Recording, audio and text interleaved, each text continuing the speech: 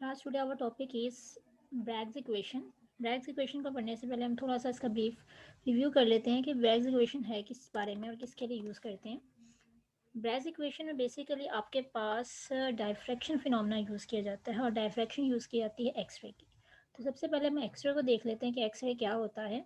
X ray आपके पास ऐसी electromagnetic high frequency waves हैं जो प्रोड्यूस होती हैं तब जब वो मेटल से हिट करती हैं।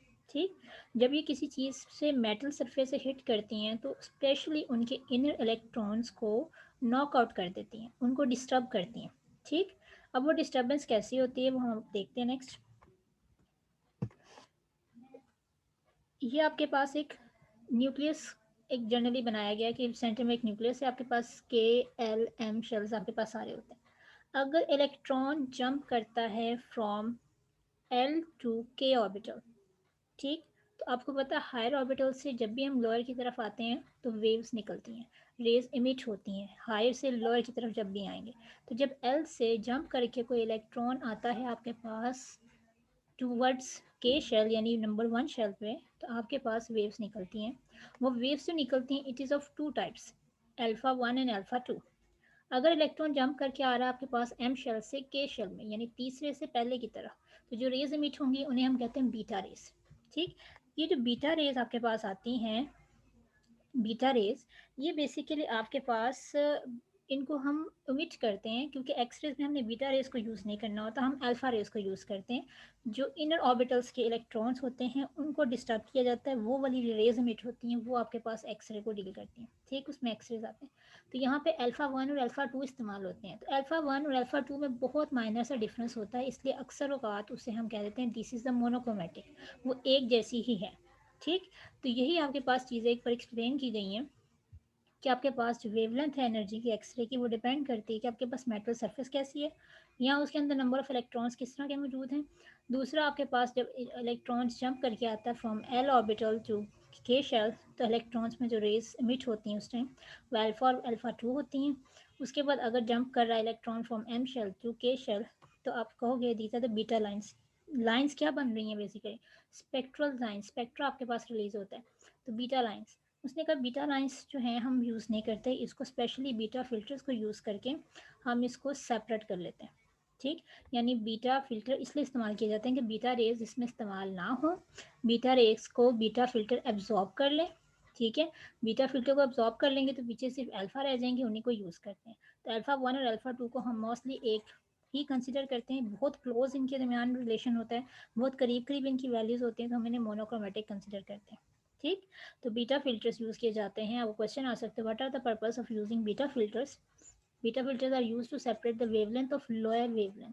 ठीक है, छोटी वेवलेंथ को सेपरेट करने के लिए from the higher wavelength beta को यूज़ करते हैं। तो लोअर वेवलेंथ आपकी इसमें से कौन सी होगी, जो अल्फा वाली होगी, और जो बीटा वाली होगी वो हायर होगी, तो इसका मतलब बीटा को वो एब्जॉर्ब कर लेगा, अल्फा को वो दे देगा। ठीक, which is use in X ray crystallography. Crystallography means crystal lattice structure में जो हम स्टडी करते हैं इंटरनली जाके एटम्स को, तो उसमें आपके पास ये एक्सरे इस्तेमाल की जाएंगी। ठीक, उसके बाद आपके पास है फिनोमेना एक्सरे डायफ्रैक्शन का, आपकी बुक में गिवन है डायफ्रैक्शन ऑफ एक्सरेस के नाम पे। तो सबसे पहले डायफ्रैक्शन क्या होता है।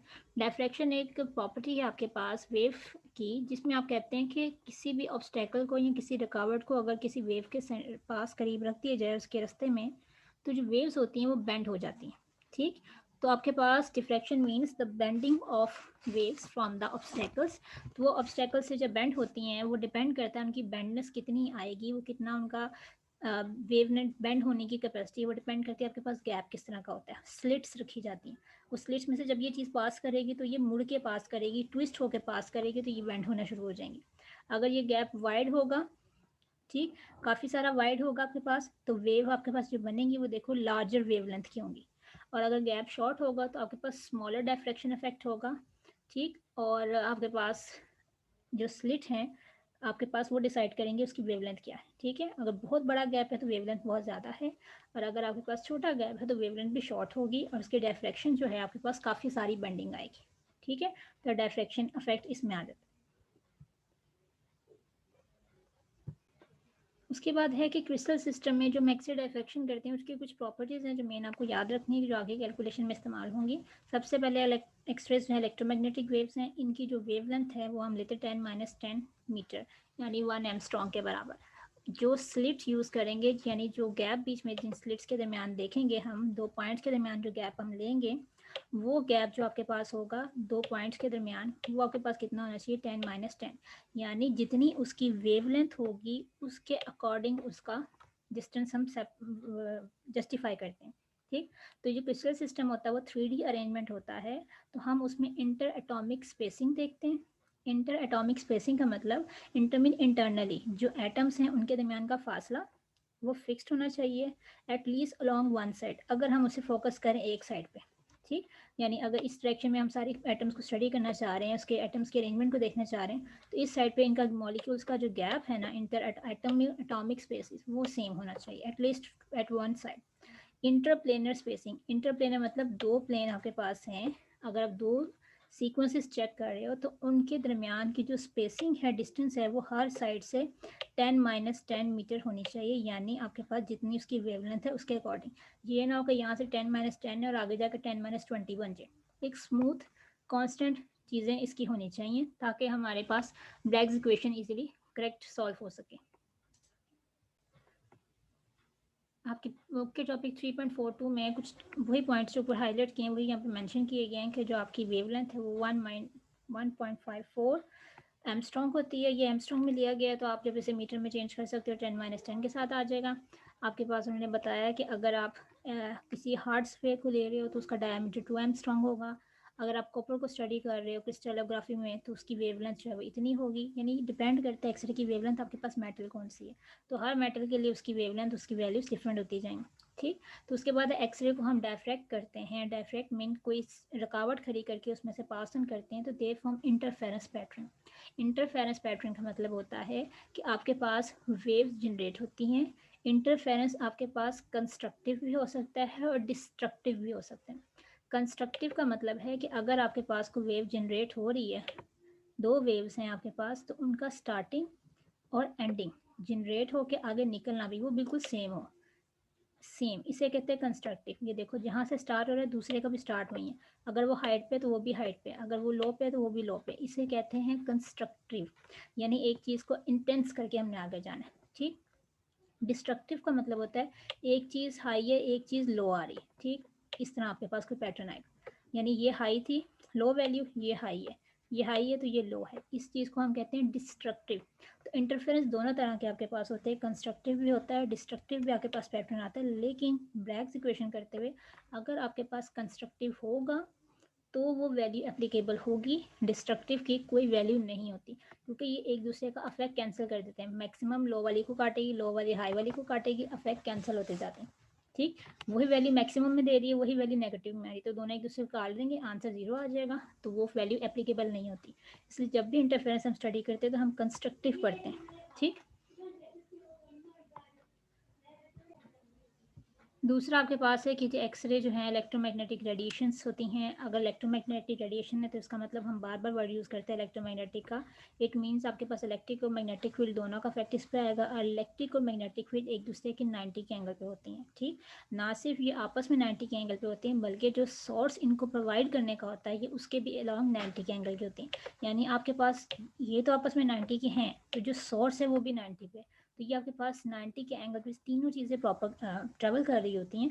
तो यहाँ पे हमारे पास जो ब्रैग्स इक्वेशन हमारे पास हम चेक करते हैं, स्टडी करते हैं, उसमें स्कैटरिंग का फिनोमेना आता है। स्कैटरिंग का मतलब होता है फैलना।